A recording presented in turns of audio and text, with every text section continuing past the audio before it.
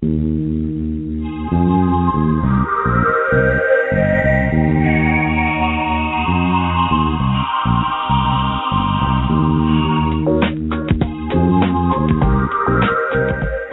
to Just Energy Radio with your host, naturopath and medical intuitive, Dr. Rita Louise.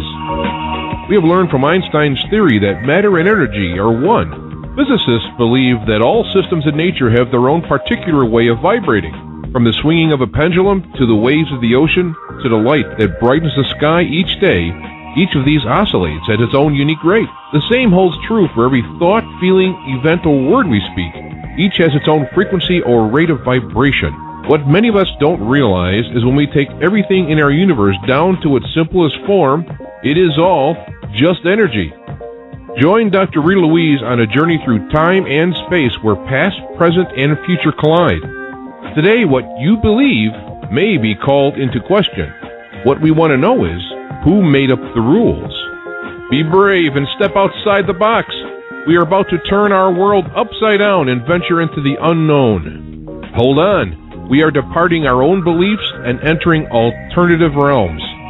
Enjoy the possibilities.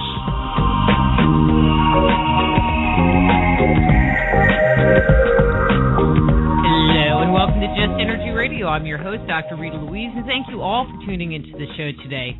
Oh my God, we get to have a good friend of the show, James Wasserman, coming on talking about his new book, The Memoir of the Occult. And in the second hour, we have Normandy Ellis talking about imagining the world into existence. But I just want to let you know, just a couple more weeks. I'm so excited. And my new book, Man-Made, The Chronicles of Our Extraterrestrial Gods, will be out and available through my website at first and then eventually through Amazon. I heard it's going to take a little bit of time to get it on Amazon, but you can pre-order your copy by going to manmadethechronicles.com. That's manmadethechronicles.com. And we're offering free shipping, and anyone who pre-orders a book through me, not Amazon, gets the book signed by myself and my co-author, Wayne LaLiberty. Woo-hoo! And I mean, that part's priceless. Anyway, get your copy today, manmadethechronicles.com. And also, Just Energy Radio is brought to you by soulhealer.com and the Institute of Applied Energetics. That's www.appliedenergeticsinstitute.com. And please do stop by the Just Energy Radio webpage and sign up for our weekly newsletter. That's justenergyradio.com. Check out our archives, see who's coming up on the show. Always great programming for all of you listeners, which we really appreciate you all tuning in. Anyway, let me tell you a little bit about James and get him on the air. James Wasserman is a lifelong student of religion and spiritual development. His writings and editorial efforts maintain a focus on spirituality, creative mythology, secret societies, history, religion, and politics. He is a passionate advocate of individual liberty.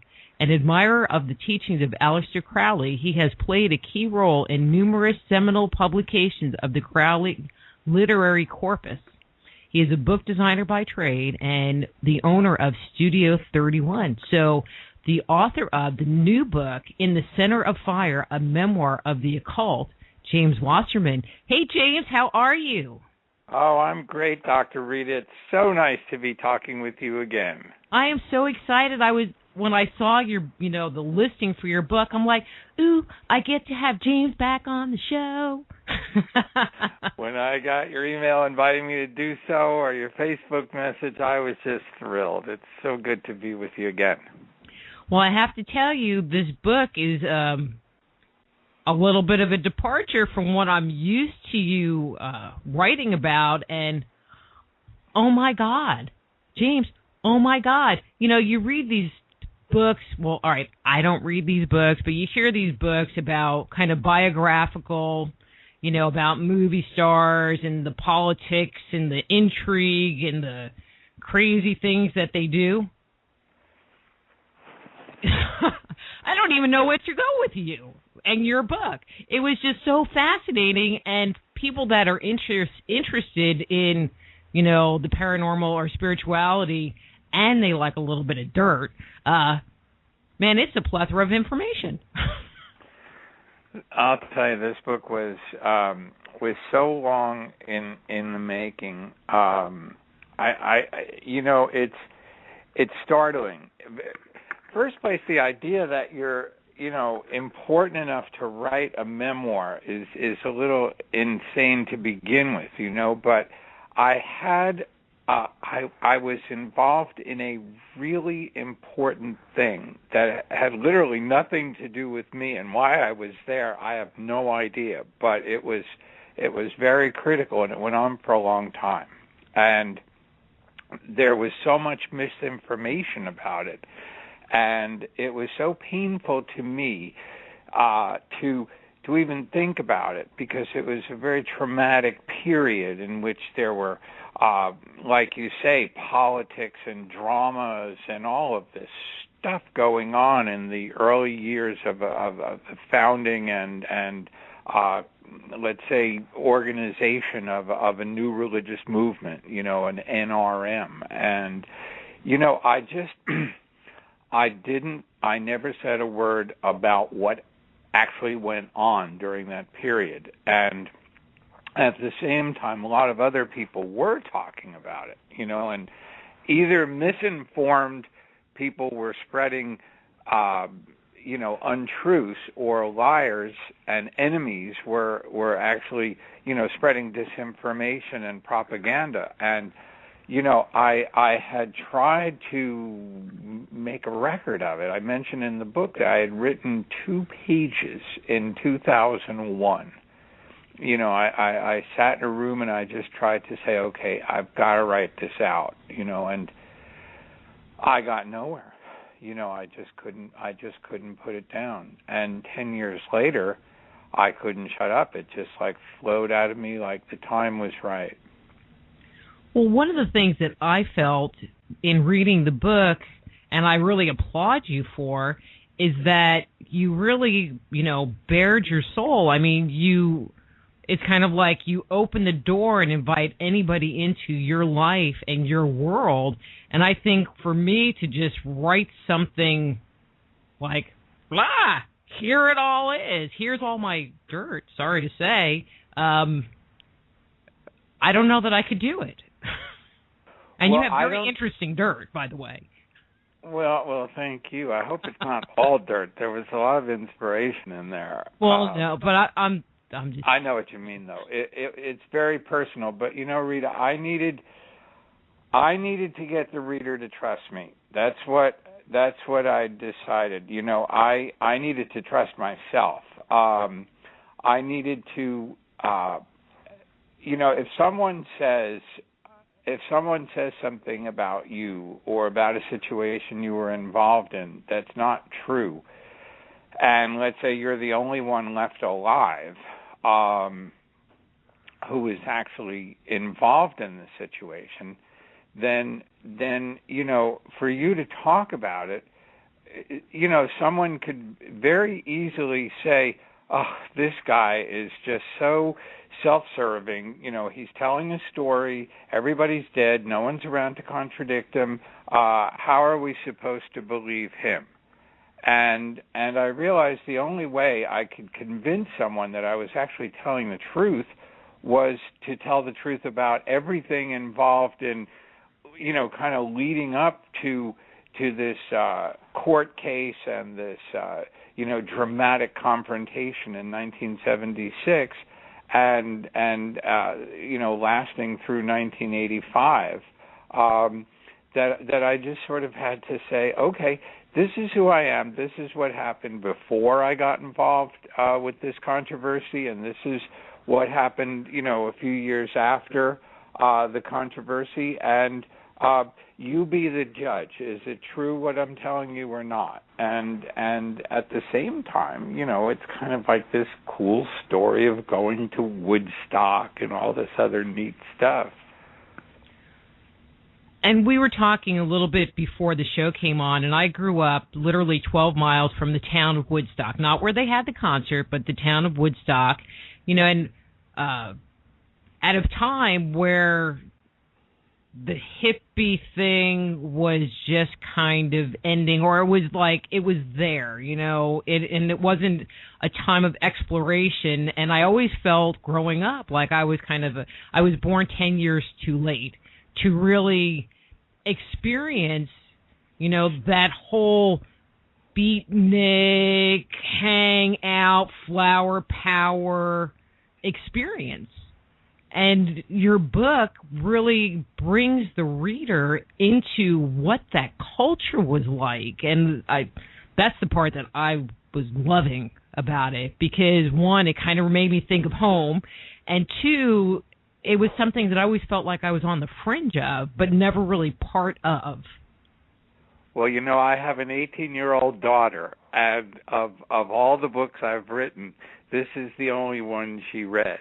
And she couldn't put it down. She grabbed it from me like she grabbed the computer on which I was writing it, after I had been, writing for 2 or 3 days or something. I mean, she just was looking for evidence of Dad in his hippie days, it's just, and she read the book after it was published, as well. And she just, couldn't get enough of that time. I think, the time comes alive in the book because it's very much a part of me, and it's very much part of a generation of people. And you don't want that to be lost either, because there was, with all of the problems and all the blowback that our culture is experiencing today from that period, there was a lot of serious spiritual striving and a lot of cultural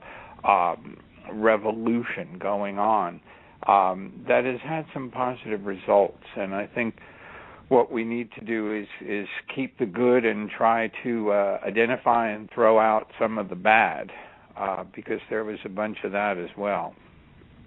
Well, and I don't think, I'm going to say I have never seen a book that really chronicled it, from an inside. Usually you see books about the 60s and the whole hippie movement and the war protests, and they tend to be, real historical or real foo-foo-like, and not just laid out there. This is what was going on.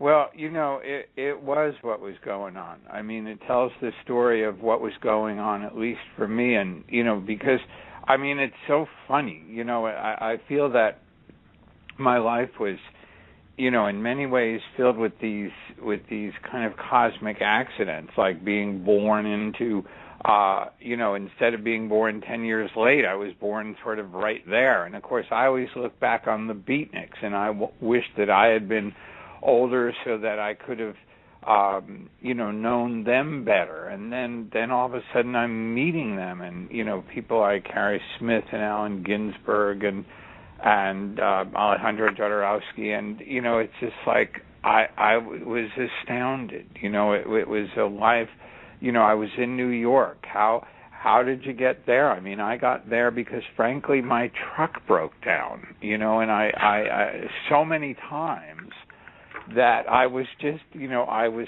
tired of owning a vehicle. I lived in the thing. I was traveling around the country with it, and, but the engine kept, blowing out on it, and I would find myself in these, bizarre places trying to rebuild, the engine, which I guess doesn't say too much for my mechanical skills, but I managed to go back and forth across the country 3 times in it or something. So, but I eventually just said, I've had enough of this. I want to move to New York and get a job at Weiser's bookstore and just take a subway if I need to go someplace.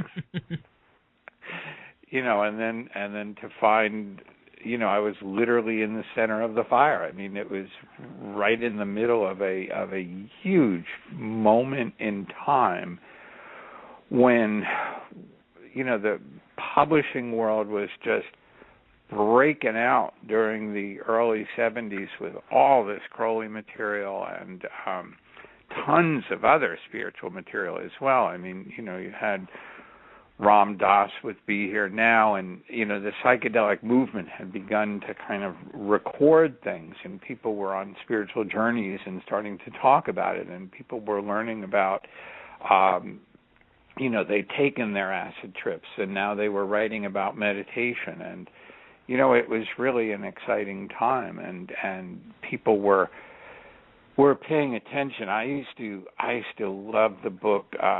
I still do, The Secret Teachings of All Ages by Manly P. Hall. And when I was working on the floor at Weiser's, people would come in, and everybody who came in and spoke to me walked out with the book. And, one person was there, and she said something like, "Oh, I'm so serious, and we spent all this time talking," and, she said, But I just don't have the money to buy the book today, and I just said, just don't eat lunch, get this book, you really need it, and then years later, I met Manly Hall and Henry Drake, Dr. Henry Drake, who was the vice president of the Philosophical Research Society, and he said that during the 6 months I was on the floor, they noticed an upsurge in their orders for the book from Weiser's because I was just selling so many of them. It was like a lifeline to, the spiritual movement. I mean, it was incredible. It's an incredible book. Say the name of it again for the listeners. It's called The Secret Teachings of All Ages by Manly P. Hall, H-A-L-L,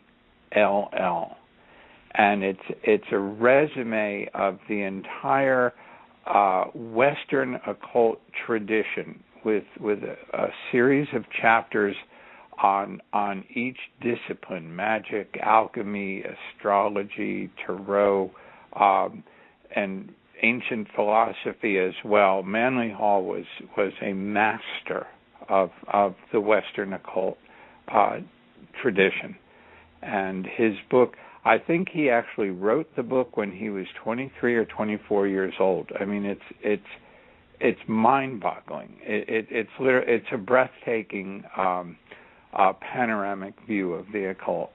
Well worth anyone reading it. And they just put out what's called a reader's version of it. It was a large picture book, which is really great if you can get one of the large ones, and that's still in print. But there's also a reader's version. I see it all the time at Barnes and Nobles these days.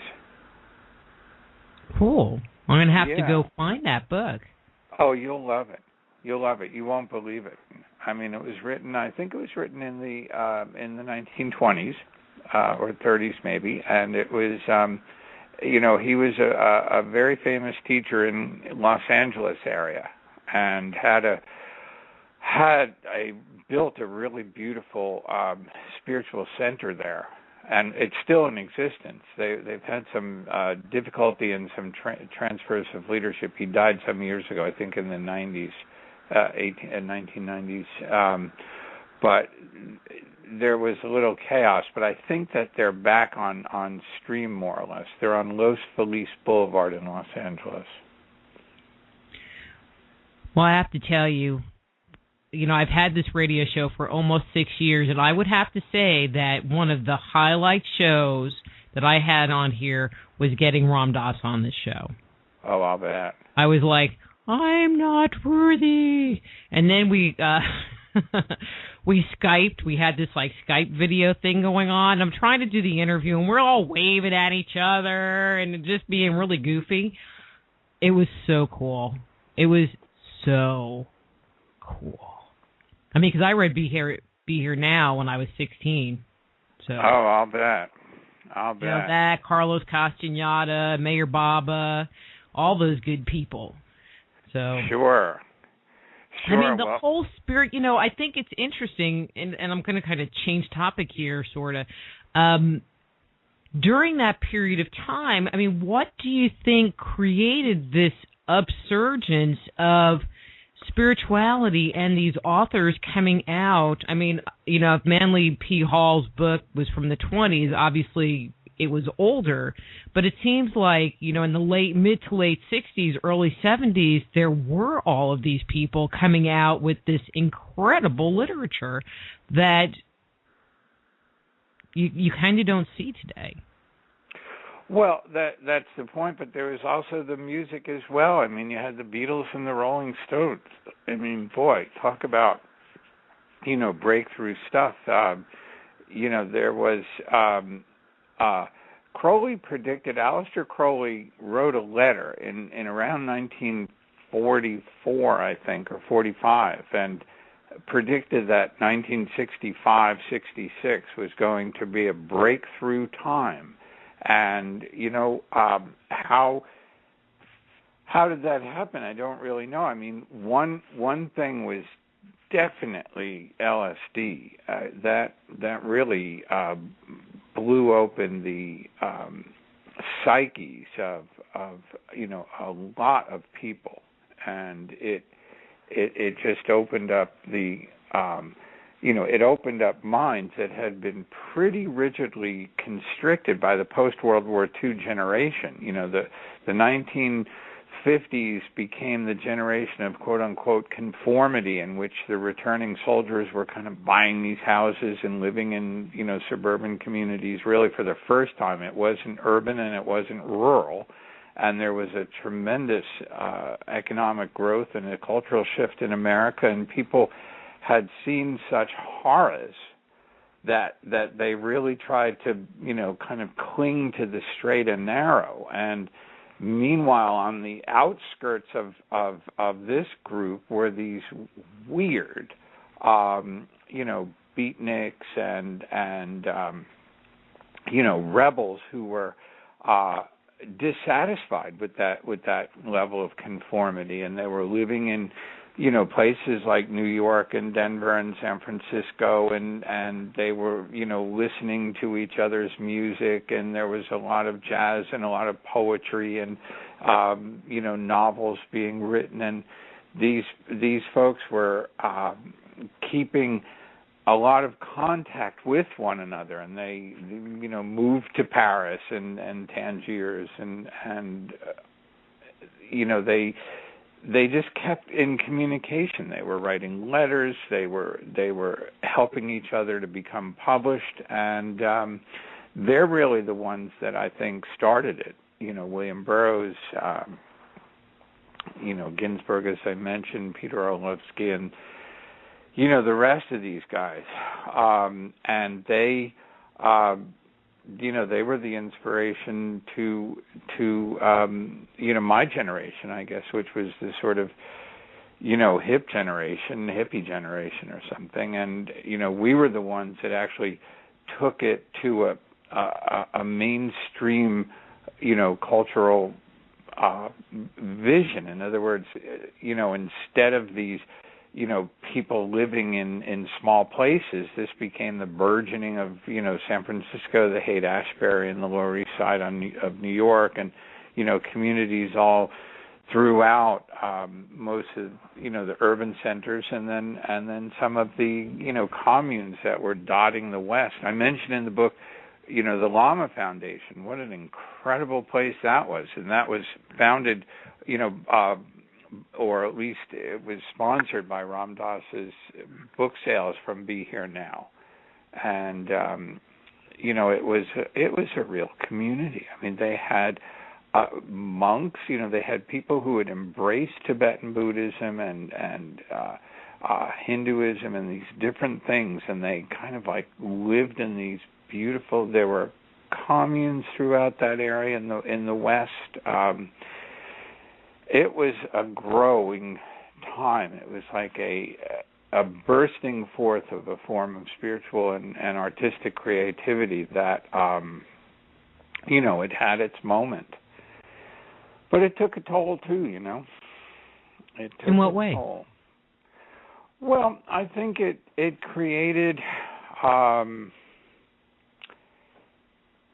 I think it created a lot of... anti-Americanism and a lot of a rejection of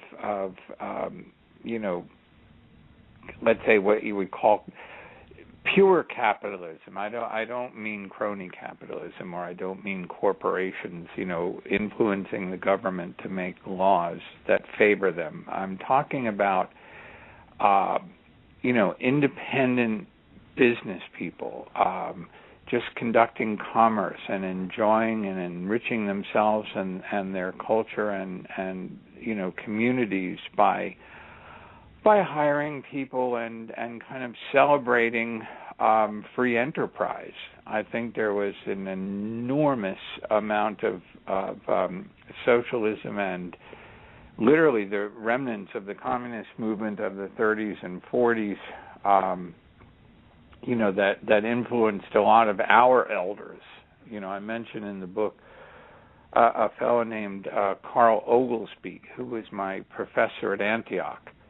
And he was one of the founders of SDS, the Students for a Democratic Society, and he was at one point he was part of the old left. He was a pure Marxist. That's what he described himself as. It's not my characterization of him, but he was a Marxist communist, and he was young enough. I mean, he was 20 or so years older than me, but he was young enough to kind of pick up on the new left movement, and that was, Tom Hayden and Jane Fonda and that whole crew that, Jerry Rubin, Abby Hoffman, the people that kind of disparaged America, and, this horrific Vietnam War didn't help either from the other side, I don't know where the heck that came in, but, all of a sudden, America was the one that was bad.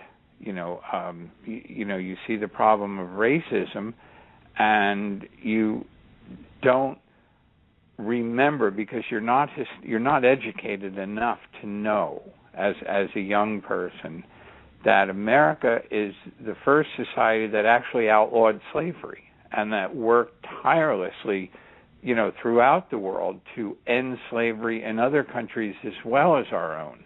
Did we have slavery in 1850? Yes. Was that a bad thing? Yes. Did we end it? Yes. And did we go further and try to end it worldwide? Yes. All people were doing was focusing on the bad side.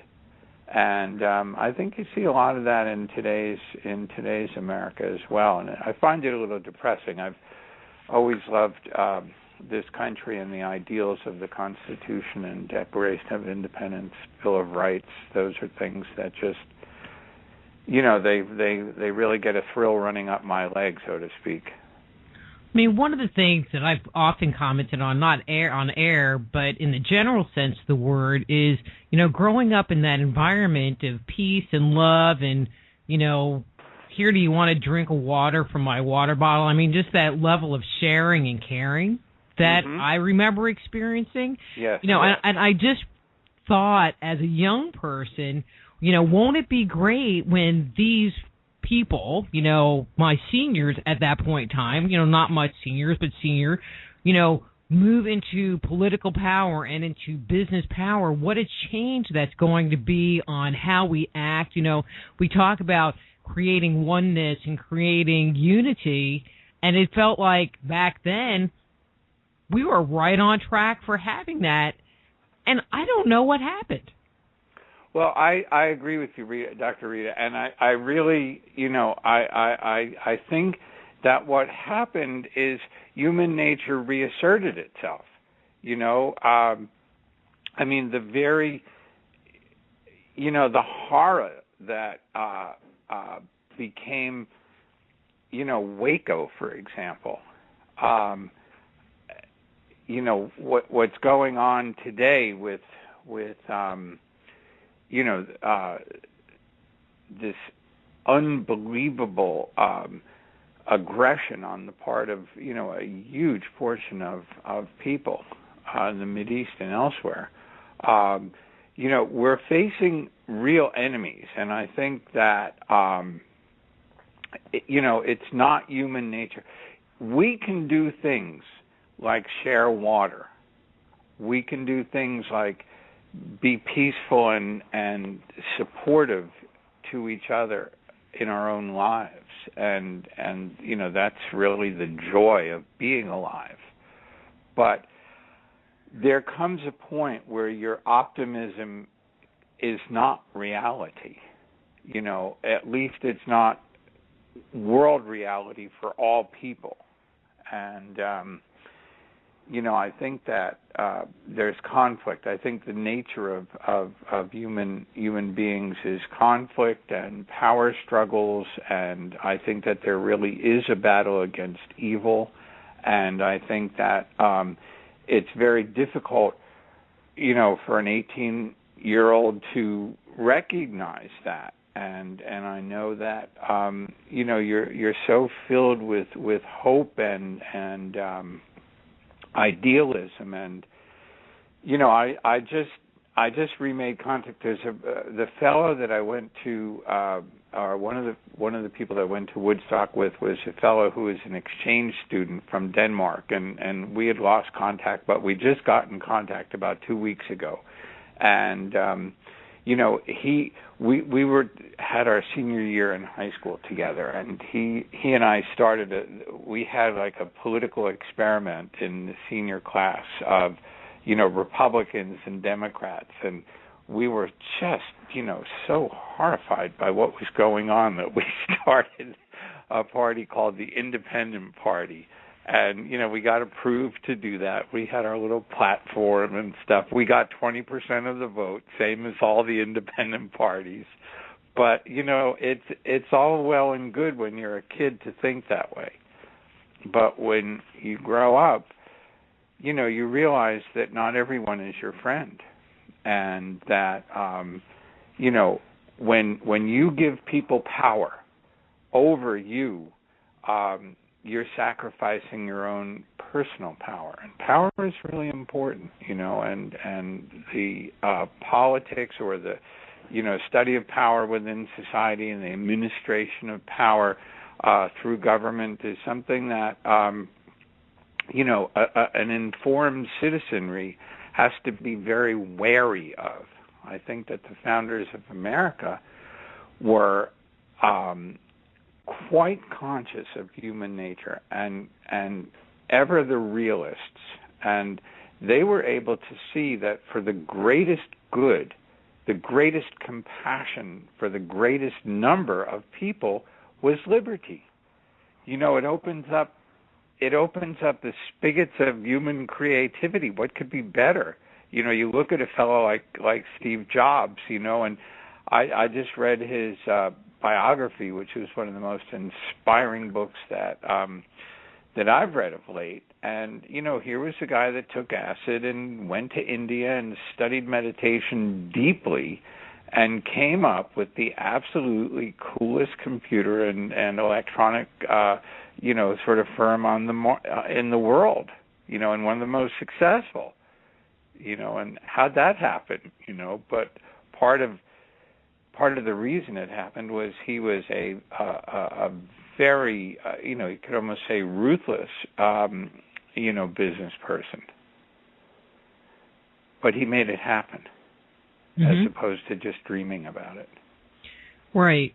The word that comes to mind when we talk about this topic is just sellout. Well, I don't think Jobs.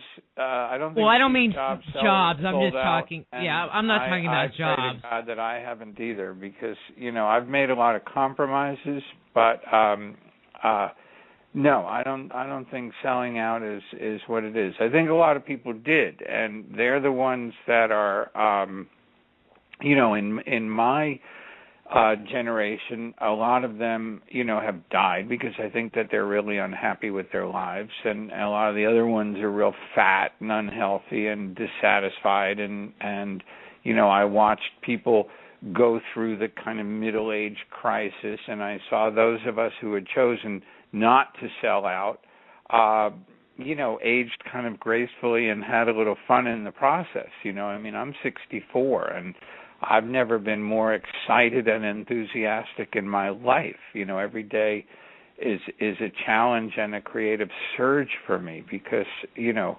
I've tried to make, the right decisions. My life is not without problems, not by a long shot, but my enthusiasm for being alive is some people say it's contagious. I mean, I enjoy myself, and I tend to have people around me enjoy themselves because positive, optimistic, enthusiastic participation in life is just something we're all supposed to be doing. Yeah. But there are so many people nowadays that, work for the man, and I don't want to change this into this whole political commentary show, but, where we're going as far as laws and control scares me. Me too. And I think a lot of this, the people that are in charge right now are sort of, my generation. I mean, that's the thing that's scary. And you've got somebody like a president who's a bit younger, but he was put in place by people my age, and this is this is a real scary time. We're watching what I don't know could very well be the end of America, or possibly just the beginning again of America, because I think that if people kind of step up to the plate and say no to what's going on today, I think we may have the ability to turn things around. I hope so. I think we're becoming a very dependent group of people, and it's frightening. It frightens me to think that the government is going to be my friend, because the government is not my friend. I know it's not my friend. I've known it's not my friend since I watched the first person I knew getting arrested, and for smoking pot, at the age of 18. And it's like, forget it. That person is not my friend. This is, I don't need people monitoring me with cameras. I don't live my life that way. I don't do anything that you need to stick a camera on me for. And if somebody else does, they shouldn't be part of this, or they should be gotten to other ways. We have something called a Fourth Amendment. We had people in the 1700s who understood. No, they did not have cameras, in 1789 or something. But they understood surveillance. They understood the need to be secure in your person and your home and your papers from unreasonable search and seizure. It's not rocket science. So they do it today with cameras or listening devices that they didn't have during, the period of the Fourth Amendment. But it's even worse than that. They monitor your Facebook, they can access your email and your texts on your phone, and things that you think are private are not. And then one of my new favorites, all right, I'm going to share this with everybody. One of my new favorites, I think it's Progressive. They have that little box that you can attach to your car to monitor your driving performance. It's like, I don't want one of those. They'd be like, you have to pay us $5,000 a month because of your shitty driving. Oops, I didn't. But anyway, it's like, I don't know. And GPS, and, they put the navigation systems in your car, but now they know everywhere you've been. I'm like, Well, yeah, sure, they know it from your cell phone. The question is who are they, and, who are we, and why should we be tracked? And those are the questions. I mean, it's a problem. It's a problem. I just think we need the attitude. I think we need an attitude of liberty. And I think that what my book really is trying to do more than anything else is chronicle the account of, some American kid looking to be free. Mm-hmm. And, the kind of paths and twists and turns that one person took on a path to freedom. And, to some degree I've experienced or achieved some freedom, and I have, many areas of my life or some areas of my life where, I'm still not quite there. And those are the ones I'm working on now. I think that, if I could sum up my life to date, it is the quest for freedom. Cool. Okay, let's let that topic go. And let's shift gears and let's talk a little bit about Aleister Crowley, because I think there are some people that are familiar with his name, and I'm just going to say his name, but I'm going to make the assumption that most people are not familiar with his work at all. And so maybe you could even just kind of give us a little introduction to who he was, what he did, et cetera, et cetera. Well, that'll be fun. Let's see. To begin with, his name is pronounced Crowley, and we know that because he wrote a silly little poem, and it rhymes with holy. So he gave us a little clue as to how he wanted his name pronounced. So Aleister Crowley was born in 1875. He was a well-to-do English person, and he went to college in Cambridge, at which point, having come from a background of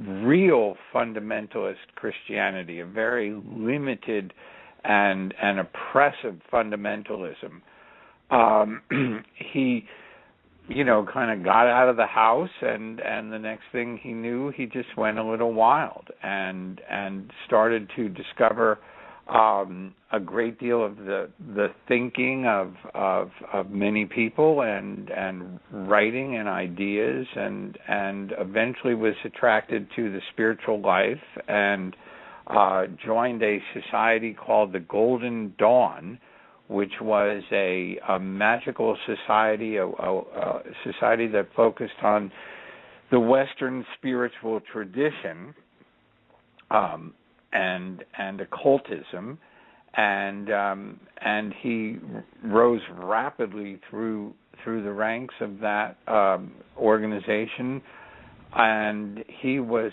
tapped. He would have said, and I would certainly agree with him.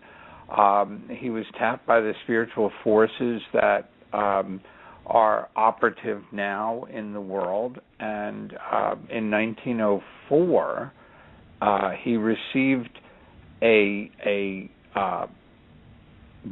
book, by direct voice communication, in which he, an angel or a spirit told him what to write, and he wrote a 220-verse book in 3 chapters over 3 days, known as the Book of the Law. And the Book of the Law describes the spiritual transition of the planet Earth and the movement away from the archetype of, let's say, Christianity and Judaism and Islam, and the embrace of the law of liberty, the law of freedom, the law of thelema, which is called will, or which is the Greek word for will. And it's the age of the crowned and conquering child, and the development of humanity freed from the shackles of our past. And what Crowley tried to do was to make a resume in his writings of all the spiritual traditions of the world, and try to extract their essence into a system which he called scientific illuminism. And he further said that his was the method of science with the aim of religion. And he tried to apply he tried to describe spiritual development as something that could be repeated and practiced and built very much as in a laboratory, so that if I sit and do these spiritual practices, chances are I'll get certain results. But if you sit and do the same practices, chances are you'll get very similar results. And so it's a very it's a real call to a kind of freedom, in the sense that you don't need to believe in gods or priests or teachers or holy men or anything else. You just sort of do these practices, and your connections begin to be made. And he was he died in 1947. It was very controversial. He was involved at various times in his life with drugs and with a kind of free love, and he redefined. He didn't accept any kinds of societal mores that were not tested. He believed in testing everything, and so he lived a very bohemian existence. He was world traveler, Paris and Italy. He walked through China. He still holds the record for the highest time spent for the longest amount of time spent at the highest altitude of any on a mountain of any person without artificial breathing equipment. He still holds that record. He climbed in Tibet, and he climbed near Mount Everest. He climbed a mountain called Kanchenjunga. He was in Ceylon and throughout. He spent a great deal of time in America. He really was a world traveler and called himself the Wanderer of the Waste. And he was quite a teacher, and he wrote a lot of books. And we're very fortunate to have those books. And he identified himself with two magical orders, both of which are flourishing today, and those are the ones I describe at great length in the book, and those are the ones that I was involved in a real early, crucial time of kind of determining who is going to be in charge of the teachings or the message, or the literature and the copyrights, and that's it. One of the orders is called AA, and it's kind of a spiritual, the spiritual teachings and individual magical instruction in Crowley's system, and the other is called OTO, and it's more the group or let's say Masonic style of society that people who are studying Crowley and his systems come together and experience each other's company in the process of learning. So when we talk about these spiritual practices, because you've mentioned magic, you've mentioned spiritual practices, are we talking about like psychic development, or is it much bigger than that? Can you kind of give the listeners a feel to what, if you do these spiritual practices, let's say you get these books and you really work at it, well, then what? Well, I mean, primarily we're learning, we do a great deal of yoga practices, primarily meditation, learning to still the mind and learning to think, let's say, chosen thoughts or disciplined thoughts. We try to control the breath and open the mind and the energy pathways, stimulate Kundalini through through those kinds of practices.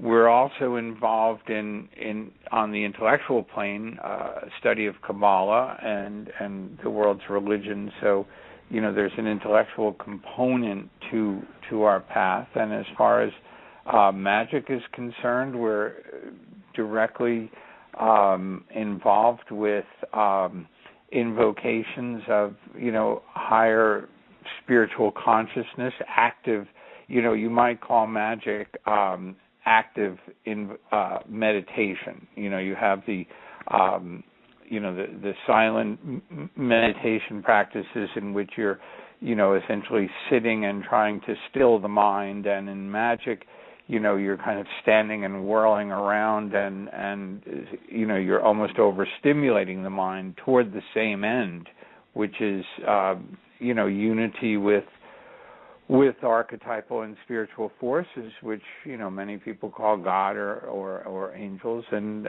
which in fact is exactly what they are. Interesting. And I never,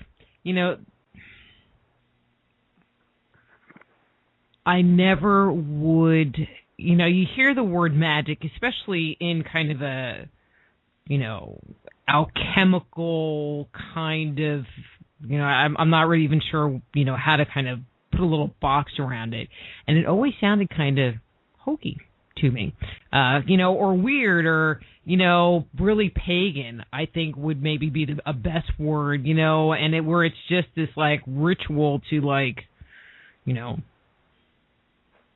find a good lover for your friend, and attract them to him, that kind of thing. Right. The way you're explaining it, it's more about, finding that, and I'm going to say meditative place, that connection place, and I'll say through ritual. Absolutely.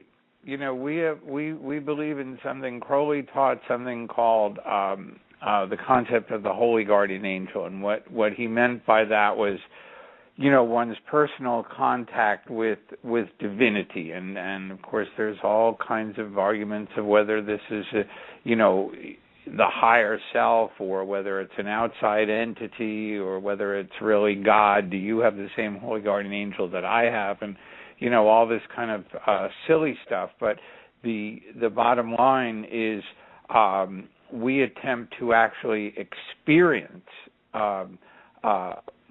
what Crowley called the knowledge and conversation of the holy guardian angel, and that's a form of spiritual development, which is, it's very evident in the other teachings of worldwide spirituality. I can see it, or you can see the connections in so many other spiritual paths. But what Crowley did is he opened it up to rational Westerners with no apology. We don't have to shave our heads or wear funny Indian clothes, or adopt an attitude of isolation and dislocation from normal life. Crowley talked about magic. He actually said that he wanted to choose the most discredited word he could possibly find to name his spiritual system so that he could redeem it. He was a real comedian. He was a real jokester, and that's just, it's just what he did. And our system is designed to appeal to, talk show hosts like yourself, or book designers like me, and factory workers, or martial artists, or accountants, or anything. It's designed for people who are living in the world, who are speak English. The thing that to me is so wonderful about the Book of the Law is that it's written in English, and the last time we were together, we were discussing my Temple of Solomon book, and I was very frustrated with the Bible by the basic fact that I didn't know what the, let's say, original text of the Bible actually said. There's no way we really can know. It was in multiple languages and multiple books, and a canon was chosen, and many parts of the Bible that were discarded and other parts were added, and it's a compilation of various texts. With the Book of the Law, a compilation of various texts in various languages over long periods of time. The Book of the Law was written in 3 days in English in Cairo in 1904, and you know what? It's short, it's sweet, and it's to the point. You can read it. You don't have to worry about what the words mean because you know what they mean. You don't have to worry if there was an editor involved because part of the book insisted that the handwritten original, the longhand version, was included with it. So if you have doubts about what the typesetting in the book really says, you can actually look at the handwritten version of the book itself and decide for yourself what it says. And it's a coherent, modern, magical system. Of course, spiritual system. Of course, it builds on all the past, as every bit of human progress does. I think if there was some of the parts that troubled me about the 60s, I guess, and this is what we were talking about earlier, was we were too young to understand that you needed to pay attention to those who went before you. You needed to be able to say, okay, I can see more than you can. Let's say my parents, I can see more than they saw. But the reason I'm able to see more is I'm standing on their shoulders. And that's something I didn't realize when I was 18. And it's something I really do realize today. And I think it's the same with Crowley and the Book of the Law. That religious doctrine stood on the shoulders of the Bible. Judaism, Catholicism, Tibetan Buddhism, Buddhism itself, Hinduism, Zen, all of the Kabbalistic and Gnostic works and spiritual teachings that went before. In my opinion, for the present time at least, Crowley, made a beautifully coherent resume of the spiritual teachings of the world, and so I can approach all of them through the lens that his teachings provide me. James, I know you're not going to believe this, but our time is almost up. We have like a minute left. Oh my goodness. I know, this is such an interesting conversation. I'm going, God, not enough time. Well, Rita, we'll have to do it again, my dear. I'm actually trying to write a book now that is focused a little more on what the heck is magic. What does it really mean?